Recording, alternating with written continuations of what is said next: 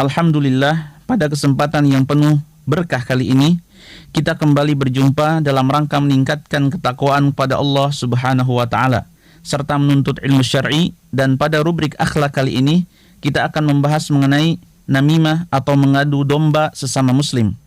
Pendengar yang budiman, pada dasarnya namimah adalah menceritakan perkataan seseorang kepada orang yang menjadi bahan pembicaraan. Namun bentuk namimah tidak harus seperti itu. Tolak ukur namimah adalah setiap pembeberan perkara yang tidak disukai untuk diungkapkan, baik yang tidak disukai itu orang yang menjadi sumber berita atau orang yang diberitahu atau yang lain. Baik an-namimatu naqlu kalamin nas ba'dihim ila ba'd ala jihatil ifsadi bainahum. Artinya, para ulama mendefinisikan namimah dengan menyampaikan perkataan seseorang kepada orang lain dengan tujuan merusak hubungan di antara mereka. Pendengar yang budiman, namimah adalah sesuatu yang diharamkan oleh Allah berdasarkan dalil dari Al-Quran, Sunnah, dan kesepakatan seluruh umat Islam. Allah Subhanahu wa Ta'ala berfirman dalam surat Al-Qalam ayat 10 sampai ayat 12. Wala tuti' kulla hallafim mahin hammazim masya'im binamim manna'in lil khairi mu'tadin athim. Yang artinya, dan janganlah kamu ikuti setiap orang yang banyak bersumpah lagi hina, yang banyak mencela, yang kesana kemari menghambur fitnah, yang banyak menghalangi perbuatan baik, yang melampaui batas lagi banyak dosa. Imam Bukhari dan Imam Muslim meriwayatkan sebuah hadis dari sahabat Hammam radhiyallahu anhu. Ia berkata, "Kunna ma'a Hudzaifah faqila lahu inna rajulan yarfa'ul haditha ila Utsman." Faqala Hudzaifah, "Sami'tu an-nabiyya sallallahu alaihi wasallam yaqul, la yadkhulul jannata qattat." Yang artinya, kami sedang duduk-duduk bersama Hudzaifah, lalu ada yang berkata kepadanya, "Sungguh ada orang yang melaporkan perkataan orang lain kepada Khalifah Utsman."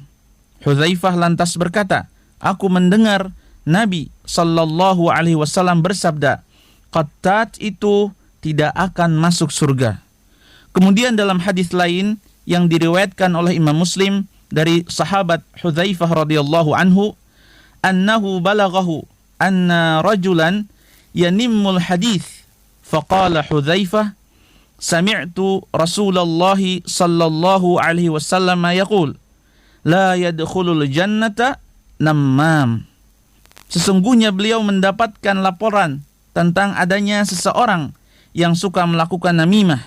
Maka beliau mengatakan bahwa beliau mendengar Rasulullah sallallahu alaihi wasallam bersabda, orang yang melakukan namimah itu tidak akan masuk surga. Pendengar, namam adalah orang yang mendengar langsung sebuah berita kemudian menyampaikannya. Sedangkan qattat adalah orang yang mendengar berita dari sumber yang tidak jelas kemudian menyampaikannya. Hal ini berdasarkan sebuah hadis yang diriwayatkan oleh Imam Muslim dari sahabat Abdullah bin Mas'ud radhiyallahu anhu. Ia berkata, "Inna Muhammadan sallallahu alaihi wasallam qala, ala unabbi'ukum mal adhu hiya namimatul qalatu bainan nas." Sesungguhnya Muhammad berkata, "Maukah ku beritahukan kepada kalian apa itu al-adhu?" Itulah namimah, perbuatan menyebarkan berita untuk merusak hubungan di antara sama manusia. Ibnu Abdil Bar menyebutkan dari Yahya bin Abi Katsir bahwa beliau mengatakan, tukang mengadu domba dan tukang bohong dalam waktu saat bisa merusak masyarakat, yang jika dilakukan tukang sihir memerlukan waktu setahun. Abul Khattab dalam Uyunul Masail mengatakan, termasuk sihir adalah melakukan namimah dan merusak hubungan di antara manusia. Kemudian pendengar yang budiman, perlu kita ketahui bahwa namimah termasuk sihir karena memiliki kesamaan dalam hal mampu memecah belah manusia, merubah hati dua orang yang semula saling mencintai jadi saling membenci, dan juga dalam kemampuan menimbulkan kejahatan. Imam Bukhari meriwayatkan sebuah hadis dari sahabat Ibnu Abbas radhiyallahu anhuma, ia berkata, "Marran Nabiyyu sallallahu alaihi wasallam bihaitin min hitanil Madinah aw Makkah, fasami'a sauta insanain yu'adzaban fi quburihima, faqala an-nabiy sallallahu alaihi wasallam yu'adzaban wama yu'adzaban fi kabir, thumma qala bala kana ahaduhuma la yastatiru min baulihi wa kana al-akharu yamshi bin namimah." Ketika Rasulullah sallallahu alaihi wasallam melewati sebuah kebun di Madinah atau Mekah, beliau mendengar suara dua orang yang sedang disiksa dalam kuburnya. Nabi bersabda, keduanya sedang disiksa dan tidaklah keduanya disiksa karena masalah yang sulit untuk ditinggalkan. Kemudian beliau kembali bersabda, memang masalah mereka adalah dosa besar. Orang yang pertama tidak menjaga diri dari percikan air kencingnya sendiri, sedangkan orang kedua suka melakukan namimah. Pendengar yang budiman, setiap orang yang diadu domba, yakni dengan ada orang yang mengatakan kepada dirinya, si A telah mencelamu atau telah melakukan demikian dan demikian untuk menyakitimu, itu memiliki kewajiban untuk melakukan 6 hal berikut ini. Hal yang pertama, tidak langsung menerima ucapan orang itu, karena tukang adu domba adalah orang fasik yang omongannya tidak boleh dipercaya begitu saja. Kemudian yang kedua, melarangnya melakukan perbuatan tersebut, memberikan nasihat dan mencela perbuatannya. Selanjutnya yang ketiga, membencinya karena Allah. Hal ini disebabkan dia adalah orang yang Allah benci, sedangkan membenci orang yang Allah benci adalah suatu kewajiban. Kemudian yang keempat, tidak berburuk sangka kepada si A. Lalu yang kelima, tidak boleh memata-matai dan mencari-cari kebenaran berita yang baru saja dia terima. Dan yang keenam, namimah yang dia dengar tidak boleh menyebabkan membalas dengan namimah pula. Dia tidak rela dengan namimah yang dilakukan oleh tukang adu domba itu. Karenanya, seharusnya dia tidak menceritakan namimah yang dilakukan oleh tukang adu domba tersebut. Misalnya dengan mengatakan, si B bercerita bahwa si A berkata demikian dan demikian. Jika hal ini dia lakukan, berarti dia juga menjadi tukang adu domba dan sama saja melakukan perkara yang dia larang sendiri. Pendengar yang budiman, dimanapun saat ini Anda berada, jika namimah dilakukan karena suatu keperluan, maka hukumnya diperbolehkan.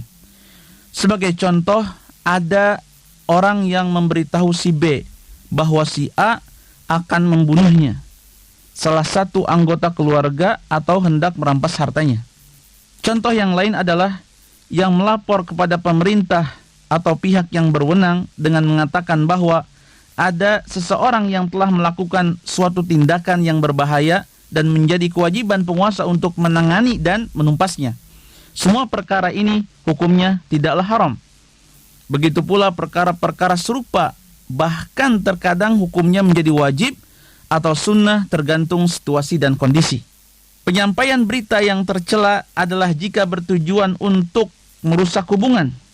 Sedangkan orang yang bermaksud baik dengan perkataan yang apa adanya dan berusaha untuk tidak menyakiti pihak manapun, maka hukumnya tidaklah mengapa. Namun sedikit sekali orang yang memiliki kemampuan untuk bisa membedakan namimah yang diperbolehkan dengan namimah yang terlarang. Oleh karena itu, jalan selamat bagi orang yang belum bisa membedakan dua hal ini adalah dengan diam. Pendengar yang budiman, terdapat perbedaan pendapat tentang apakah ghibah itu sama dengan namimah, ataukah kedua istilah tersebut adalah dua hal yang berbeda. Pendapat yang paling kuat bahwa dua istilah tersebut berbeda. Di satu sisi, namimah itu lebih luas dibandingkan ghibah. Di sisi lain, ghibah itu lebih luas daripada namimah. Namimah adalah menceritakan perkataan atau perbuatan A kepada B dengan tujuan merusak hubungan baik di antara kedua. Cerita ini diceritakan tanpa kerelaan A, baik A tahu ataukah tidak tahu. Sedangkan ghibah adalah menceritakan orang lain pada saat dia tidak ada, mengenai hal-hal yang tidak dia sukai seandainya dicerita-ceritakan. Ciri khas namimah adalah ada tujuan untuk merusak hubungan baik, namun tidak disyaratkan orang yang menjadi objek pembicaraan tersebut tidak ada di tempat. Ciri khas ghibah adalah objek yang dibicarakan tidak ada di tempat pembicaraan. Selain itu, ghibah dengan namimah itu sama saja. Demikianlah pendengar yang budiman, dimanapun saat ini Anda berada, pembahasan singkat mengenai namimah atau adu domba yang harus kita hindari agar kita selamat baik di dunia ataupun di akhirat. Semoga pembahasan kali ini memberikan manfaat yang berarti bagi kita semua. Wallahu a'lam. Wassalamualaikum warahmatullahi wabarakatuh.